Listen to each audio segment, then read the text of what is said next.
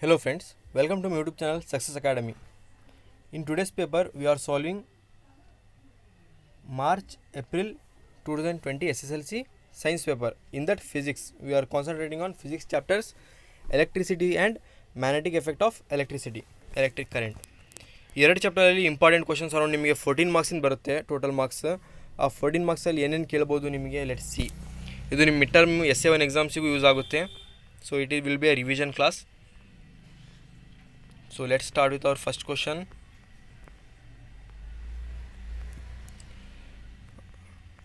What is the SI unit of potential difference? Name the device used to measure potential difference. SI unit of potential difference is volt. With the device used is voltmeter.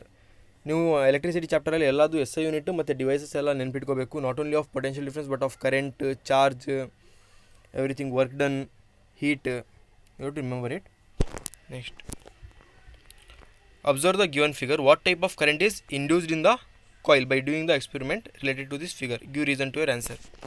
We can see here this is a coil AB. This is one coil and a magnet. We can see the direction. The magnet is moving inside. So what will happen now? The current generated is alternating current. The current generated is alternating current because the deflection in the galvanometer would be opposite to the previous. Means if you go inside and outside, when it goes inside there will be one side deflection, and when it comes outside there will be opposite side deflection change ಆಗುತ್ತೆ. ಒಂದ್ಸಲ galvanometer ಈ ಡೈರೆಕ್ಷನಲ್ಲಿ ತೋರಿಸಿದ್ರೆ ಅಂದರೆ next ಸಲ ಹೊರಗೆ ತೆಗೆದಾಗ opposite ಡೈರೆಕ್ಷನಲ್ಲಿ deflection ತೋರಿಸುತ್ತೆ. So alternating current. Give reason means because the deflection would be opposite. The galvanometer deflections are in opposite direction, so it is alternating current.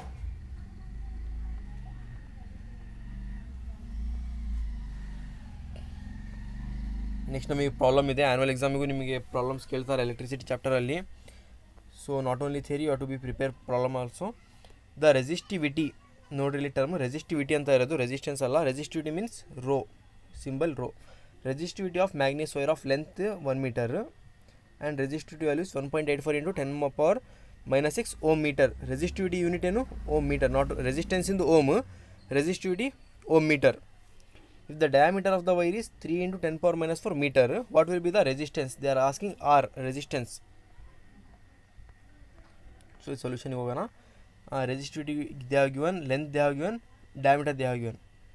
So our formula is resistance R is equal to rho L by A.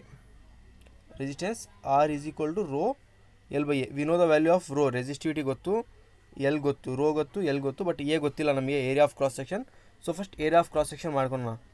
Area of cross section ನೀವು wire observe ಮಾಡಿರಿ, ವೈರಿಂದ ಯಾವಾಗಲೂ area of cross circle ಇರ್ತದೆ. So we have to find the area of circle. Area of circle formula ಏನು? Diameter ಕೊಟ್ಟಿದ್ರೆ πd²/4 ಗೊತ್ತಾಯ್ತಾ? Diameter ಕೊಟ್ಟಿದ್ದಾರೆ, so πd²/4. So substitute ಮಾಡಿರಿ. ಪೈ ವ್ಯಾಲ್ಯೂ ಏನು? 22/7. Pi value 22/7. d² ಇಂದಿದೆ. D we know that 3 × 10⁻⁻⁴. We have to put 2 times, ಯಾಕಂದರೆ square ಇದೆಯಲ್ಲ. 3 × 10⁻⁻⁴, 3 × 10⁻⁻⁴ whole divided by 4. Next ಈಗೇನಾಗುತ್ತೆ? 2 2s are 4, 2 11s are 22. So we got 3 3s are 9. Numerator ಅಷ್ಟೇ ಮಾಡ್ತಿರೋದು. 3 3s are 9, 9 11s are 99. You got numerator as 99. Denominator 7 2s are 14. Denominator 14 ಬಂತು. Next 10⁻⁻⁴, 10⁻⁻⁴ we have to add it 10⁻⁻8. It will become 10⁻⁸. So area of cross section it will be in square, metre square. 10⁻99/14 × 10⁻⁸ metre square. ಈಗ ಈ area of cross section formula ಇದೆಯಲ್ಲ, values ಬಂದಿದೆಯಲ್ಲ, ಇದು ನಮ್ಮ ಫಾರ್ಮುಲಾದಲ್ಲಿ ಹಾಕ್ಕೊಳ್ಳೋಣ. If you substitute what will happen? R is equal to rho L by A. We know the rho value. Rho value ಏನಿದೆ? 1.84 × 10⁻⁻6 ಇದೆ. ಲೆಂತ್ 1 ಇದೆ. But I will substitute and show you.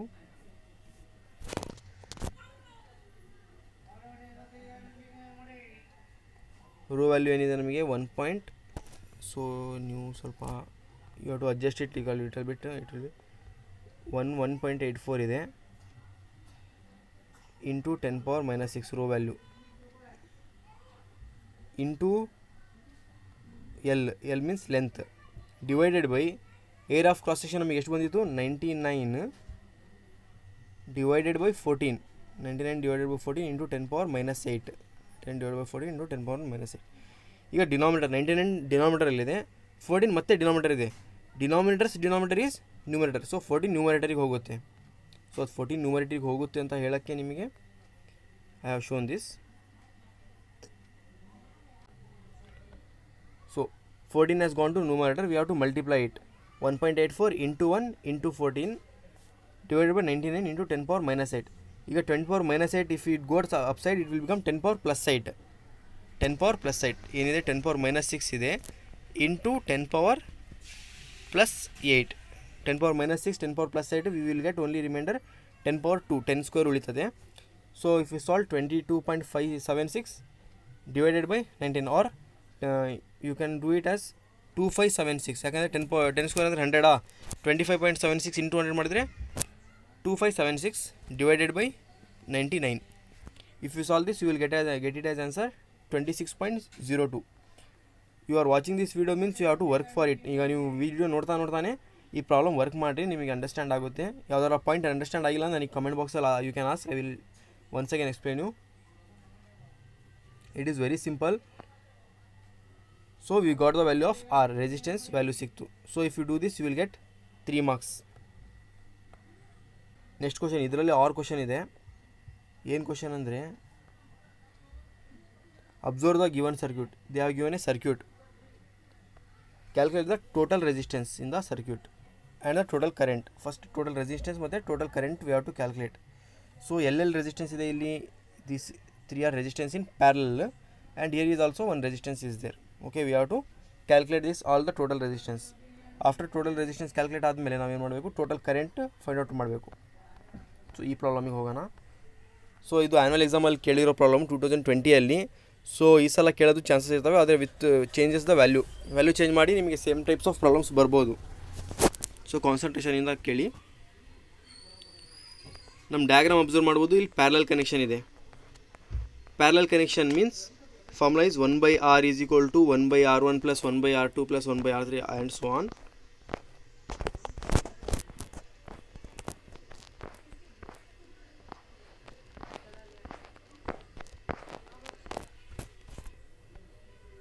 So we will substitute the formula 1 by Rp is equal to 1 by R1 plus 1 by R2 plus 1 by R3 is equal to they will ಅಲ್ಲಿ values ಏನಿತ್ತು resistance ಇದು. So R1 R2 R3 2 4 4 1 by 2 plus 1 by 4 plus 1 by 4. If you do it LCM you will get as 4. LCM ಮಾಡಿ ನಾವು solve ಮಾಡಬೇಕು. LCM ಮಾಡಿದರೆ ಏನಾಗುತ್ತೆ, LCM 4 ಬರುತ್ತೆ ನಮಗೆ. LCM ಮಾಡಿ ಸಾಲ್ವ್ ಮಾಡಿದಾಗ ಏನಾಗುತ್ತೆ ನಿಮಗೆ 2 plus 1 plus 1 divided by 4. It will become 4 by 4. 4 by 4 means 1. Resistance in parallel is 1. Next total resistance. ನೀವು ನೋಡ್ಬೋದು ಇದು ರೆಸಿಸ್ಟೆನ್ಸ್ ಟೋಟಲ್ ಇದೆಲ್ಲ ಸೇರಿಸಿ ಎಷ್ಟಾಯಿತು, ಇದು 1 ಆಯಿತು. That resistance and this one is in series. 1 and resistance 5 these 2 are in series. So series ಇನ್ formula ಏನು, R S is equal to R1 plus R2. Just add ಮಾಡಬೇಕಷ್ಟೇ. R is equal to RP plus R4. RP ಎಷ್ಟು ಬಂದು ನಮಗೆ 1 ಬಂತು. R4 is 5. 1 plus 5 6. So total resistance is 6 ohms. Total resistance ನಮಗೆ ಗೊತ್ತಾಯಿತು. I hope ಇಲ್ಲಿ ಮಟ್ಟ ಏನೂ ಡೌಟ್ ಇಲ್ಲ ನಿಮಗೆ. Next after knowing the resistance we can directly found the current. ಕರೆಂಟಿನ ಫಾರ್ಮುಲಾ ಏನು, I is equal to V by R. So we ಡಯಾಗ್ರಾಮಲ್ಲಿ ಇದೆ, ನಿಮಗೆ ಡೈರೆಕ್ಟ್ ಅವ್ರು ಮೆನ್ಷನ್ ಮಾಡಿಲ್ಲ, but in diagram we can see the value of V, potential difference. You can see here, observe the diagram. Value of potential 6 volts ಇದೆ. So ನಮಗೆ R ವ್ಯಾಲ್ಯೂನು ಸಿಕ್ಕಿದೆ, ಈಗ V ವ್ಯಾಲ್ಯೂನು ಸಿಕ್ಕಿದೆ. I is equal to V by R 6 by 6. If we divide 6 by 6, we will get the answer as 1 ampere. SI unit is very important. Current ampere. Current symbol I, SI unit A. So I hope ಈ problems 2 problems ನಿಮಗೆ ಅರ್ಥ ಆಗಿರ್ಬೋದು. 2 ಮಾರ್ಕ್ಸಿಗೆ ಕೇಳಿದ್ದಾರೆ. So ಇದೇ type of problem 3 ಮಾರ್ಕ್ಸಿಗೂ ಕೇಳ್ಬೋದು ನಿಮಗೆ. So be careful while solving. Easy ಇರ್ತವೆ problems, you can solve it. Just understand the concept. Next ಇದು ಈ ಕ್ವಶನ್ ನೋಡಿರಿ, 24th. Draw the diagram of simple electric generator. ಅವ್ರು ಎಲೆಕ್ಟ್ರಿಕ್ ಜನರೇಟರ್ ಕೇಳ್ಬೋದು, ಅವ್ರು ಎಲೆಕ್ಟ್ರಿಕ್ ಮೋಟರ್ ಕೇಳ್ಬೋದು. So it is also one type of confirm question. And label the parts. ಅವರು label parts ಅವರೇ ಕೊಟ್ಟಿರ್ತಾರೆ, ಬ್ರಷಸ್ ಮತ್ತು ರಿಂಗ್ಸ್ ಅಂತ ನೀವೇ ಮಾಡಬೇಕು.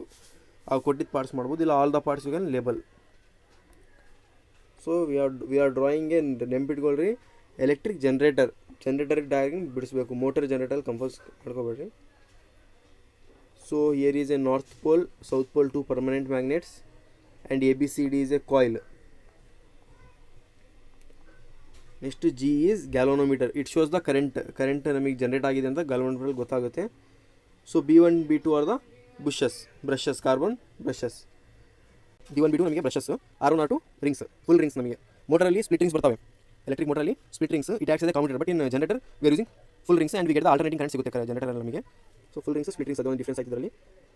ಸೊ ನೆಕ್ಸ್ಟ್ ಅಲ್ಲಿ ಇಲ್ಲಿ ನಮಗೆ galvanometer, it shows the deflection, current produce ಆಗ್ತಿದೆ ಅಂತ ನಿಮಗೆ ಗ್ಯಾಲ್ವನೋಮೀಟರ್ ತೋರಿಸುತ್ತೆ. ಸೊ ಈಗ ನಮ್ಮದು ಡಯಾಗ್ರಾಮಿಗೆ 1.5 ಮಾರ್ಕ್ಸ್ ಇದೆ ಮತ್ತು ಲೇಬಲಿಂಗಿಗೆ half marks, so total 2 marks. So ಆರಾಮಾಗಿ ನೀವು ತಗೋಬೋದು. ಅಬ್ಸರ್ವ್ ಮಾಡ್ಬೋದು ಡಯಾಗ್ರಾಮಲ್ಲಿ B1 B2 B1 brushes, rings R2 R1 ಅಲ್ಲ ರಿಂಗ್ಸ್. ಸೊ ಈ ಥರ ಸಿಂಪಲ್ ಡಯಾಗ್ರಾಮ್ ಬಿಡಿಸಿದ್ರು ಸಾಕು. This is the government scheme, ಇದು scheme from the KSEB board, ಅವ್ರದೇ ಸೊಲ್ಯೂಷನ್ಸ್ ಇದೆ, I am explaining. So you can see ಈ ಥರ ಸಿಂಪಲ್ ಡಯಾಗ್ರಾಮ್ ಇದ್ರು will get the full mark. So ಈಗ ನಾವು ನೆಕ್ಸ್ಟ್ ಕ್ವಶನಿಗೆ ಮೂವ್ ಆಗೋಣ. Next question is 25th question. So state Joule's law of heating, explain the working of electric filament bulb. ಇದು 2020 question paper ಇದು. So they are asking state joule law of heating and explain the working of electric filament bulb. So joules law of heating first define ಮಾಡೋಣ. Easy ಇದೆ, ನೀವು ಆರಾಮಾಗಿ score ಮಾಡ್ಬೋದು. Joules law of heating ಭಾಳ ಸಲ ಕೇಳಿದ್ದಾರೆ ಎಕ್ಸಾಮ್ಸಲ್ಲಿ, ನಿಮಗೆ ಟೆಸ್ಟಲ್ಲೂ ಕೇಳ್ತಾರೆ, ಮಿಡ್ ಟರ್ಮಲ್ಲೂ ಕೇಳ್ತಾರೆ. ಜೌಲ್ಸ್ ಲಾ ಆಫ್ ಹೀಟಿಂಗ್ ಭಾಳ ಇಂಪಾರ್ಟೆಂಟ್. ಸೊ ಈಸಿ ಇದೇ ಥರ ಬರೀರಿ ನೀವು. Heat produced in a resistor. If they ask Joule's law of heating you have to write heat produced in a resistor is directly proportional to square of the current. Okay na, directly proportional to square of the current. Next, directly proportional to resistance, directly proportional to square of the current, directly proportional to resistance. Next, directly proportional to the time for which the current flows. So heat formula ನೆನ್ಪಿಟ್ಕೊಂಡ್ರು ಸಾಕು ನೀವು. Heat is directly proportional to square of current, I square. Heat is directly proportional to resistance, R. Heat is directly proportional to time, means T. H is equal to I square RT. For this formula also half marks.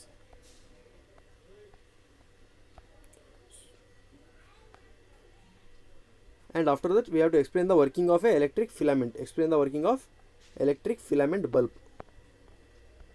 So Joule's law of heating ನಿಮಗೆ half ಅಂದರೆ 3 marks, 2 marks ಬಂತು.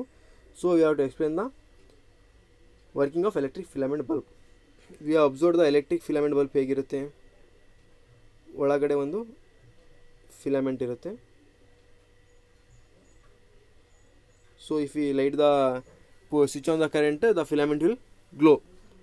ಆದರೆ ಆ filament is made up of tungsten, a strong metal with high melting point such as tungsten is used. Example tungsten.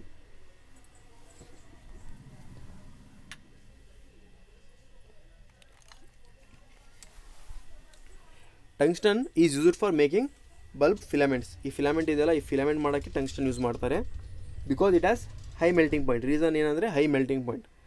Next, the bulbs are usually filled with chemically inactive nitrogen and argon for prolong life of filament. Filament ಬೇಗ ಕೊರೋಡ್ ಆಗಬಾರ್ದು, ಏನು react ಆಗಬಾರ್ದು ಅಂತ they will the bulbs R filled with nitrogen and argon gases.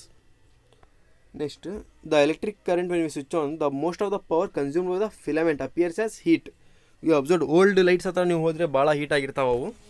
The small part of it in the form of light radiated. Only small part ನಮಗೆ light ಸಿಗುತ್ತೆ, major part will be converted as heat energy. So ನೀವು ಇಷ್ಟು ಬರೆದ್ರೆ 3 marks ಪಕ್ಕ, you will get 3 marks. Very easy, you can own ಆಗಿ ಬರಿಬೋದು ನೀವು. ಇದೇನು ಬಹೆಟ್ ಹೊಡಿಬೇಕಂತ ಏನಿಲ್ಲ ಸೈನ್ಸಿಗೆ. You have to understand the concept and you can write on your own. No need to ಮಗಪ್. ಈಗ ಇದೇ ಥರ 6 ಕ್ವಶನ್ಸ್ ಇದೆ, ನಿಮ್ಗೆ ಚಾಯ್ಸ್ ಇದೆ. Joule's law or state Ohm's law. Next, how ammeter and volt meter should be connected in electric circuit. Next, what is the use of this instrument. So ಇದು important. ಇದು ಸಪ್ರೇಟಾಗೂ ಕೇಳ್ಬೋದು ನೀವು. ವಾಟ್ ಸ್ಟೇಟ್ ಓಮ್ಸ್ ಲಾ ಮತ್ತು how ammeter and volt meter should be connected. Next, what is the use of this instrument, ಇಲ್ಲ what is the use of ammeter, name the device use to measure electric current, ಆ ಥರ ಎಲ್ಲ ನಿಮಗೆ ಕೇಳ್ಬೋದು. So if you should remember this. ಇದೆಲ್ಲ answers, ಒಂದು answer ನೀವು perfect ಆಗಿದೆ ಅಂದರೆ 2-3 ಆನ್ಸರ್ಸ್, 2-3 ಕ್ವಶನ್ಸಿಗೆ ನೀವು ಆನ್ಸರ್ ಮಾಡ್ಬೋದು. ಆ ಥರ ಕ್ವಶನ್ಸ್ ಇರ್ತಾವೆ ಇವು.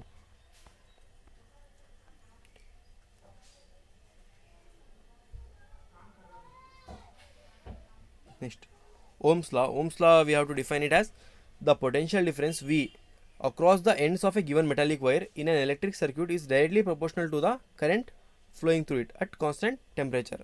ಇಷ್ಟು ಡಿಫೈನ್ ಮಾಡಿದರೆ ಸಾಕು, you will get 1 marks. Next, they have asked ammeter, how we should connect, it should be in series. Ammeter should be in series and voltmeter in parallel. ನೆನ್ಪಿಟ್ಕೊಳ್ರಿ, ammeter series, voltmeter parallel. Why is ammeter used? Ammeter is a device which is used to measure electric current. Ammeter is used to measure electric current. Next, voltmeter. Volt ಅಂತಾನೆ ನಮಗೆ ಗೊತ್ತಾಗಬೇಕು, potential difference ಅಂತ. voltmeter is used to measure potential difference. So ಈಸಿಯಾಗಿ ಒಂದು 3 marks score ಮಾಡ್ಬೋದು.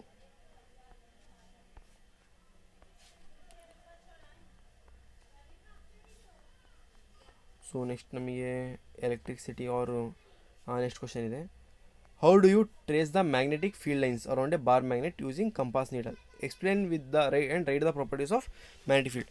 Question simple ಇದೆ. ಈಗ particularly ನೀವು ಈ ಕ್ವಶನ್ ಓದಿರಲ್ಲ ಯಾರು, ಹೋದ ಸಲ 2020 ಬ್ಯಾಚಲ್ಲಿ ಇದೆ ಕ್ವಶನ್. ಎಕ್ಸ್ಪೆರಿಮೆಂಟ್ ಗೊತ್ತಿಲ್ಲ, ಎಲ್ಲ ಗೊತ್ತಿರ್ತದೆ, ಎಲ್ಲ ಕೇಳಿಸ್ಕೊಂಡಿರ್ತೀರಾ. You have to represent it on the paper. ಅದು ನೀವು ಎಕ್ಸ್ಪೆರಿಮೆಂಟ್ ನೆನ್ಪಿಟ್ಕೊಂಡು ಬರೀಬೇಕು ನೀವು. ಇದೆಲ್ಲ ಯಾರು ಬೈಟ್ ಮಾಡಿರಲ್ಲ. So you have to remember these things. ಮತ್ತು ಎಕ್ಸಾಮಲ್ಲಿ ಈ ಥರ ಕ್ವಶನ್ಸ್ ಬಂದರೆ ಪ್ಯಾನಿಕ್ ಆಗಬಾರ್ದು. So you have to remember, keep calm your mind and you can answer these questions easily. How do you trace the magnetic field lines around a bar magnet using compass needle? Take a small compass and a bar magnet. Place a magnet on a sheet of white paper, fixing on a drawing board. Mark the boundary of the magnet. Next, you have to take a small compass and a bar magnet. One compass idbeku matte one bar magnet. Place the magnet on the sheet.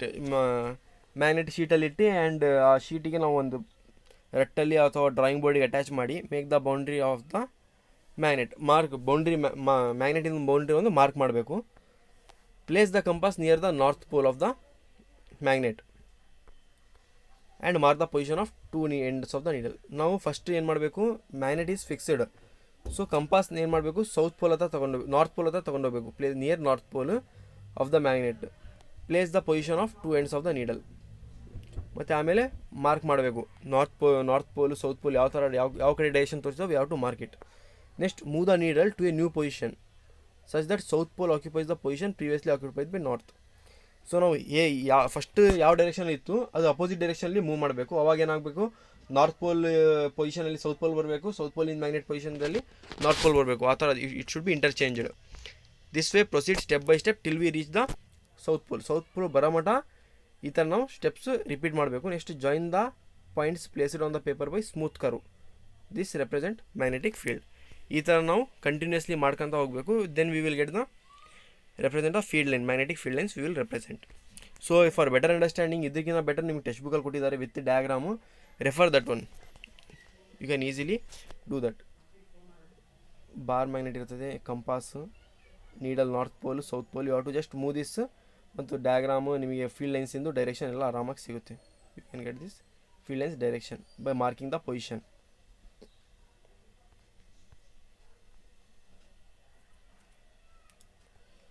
Next, what are the properties of magnetic field lines? So you can see here half marks for 5 points, means 2.5 marks for the experiment. Next, 1.5 marks for properties of magnetic field lines. So they can be asked separate ಆಗಿ ಕೇಳಬಹುದು ನಿಮಗೆ properties of magnetic field lines. Magnetic field lines emerge from north pole and merge at south pole, or they start from north pole and end at south pole. At the poles the field lines are crowded. ಆ poles ಹತ್ರ field lines ಏನಿರುತ್ತೆ ಜಾಸ್ತಿ crowd ಇರುತ್ತೆ, means strength will be more. No two field lines cross each other. Magnetic field lines do not cross each other or intersect each other. They always form closed loops, closed circular loops. ಈ ಥರ ನೀವು ಇನ್ನೂ points add ಮಾಡ್ಬೋದು. So for 4 marks this question is asked. 2.5 marks for experiment and 1.5 marks for magnetic field lines properties.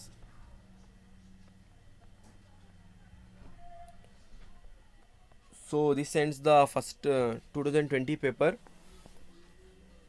In this paper I have covered magnetic fields of electric current, magnetic effect of electric current and electricity chapter, problems and some definitions. So you can go through this. ಸ್ವಲ್ಪ essay 1 ಎಲ್ಲ ನಿಮಗೆ easy ಆಗುತ್ತೆ and ಈ ಥರ questions ನಿಮಗೆ ಕೇಳ್ಬೋದು ಎಕ್ಸಾಮ್ಸಲ್ಲಿ also. So thank you. Share this video with your friends and tell them to subscribe to my YouTube channel. Bye.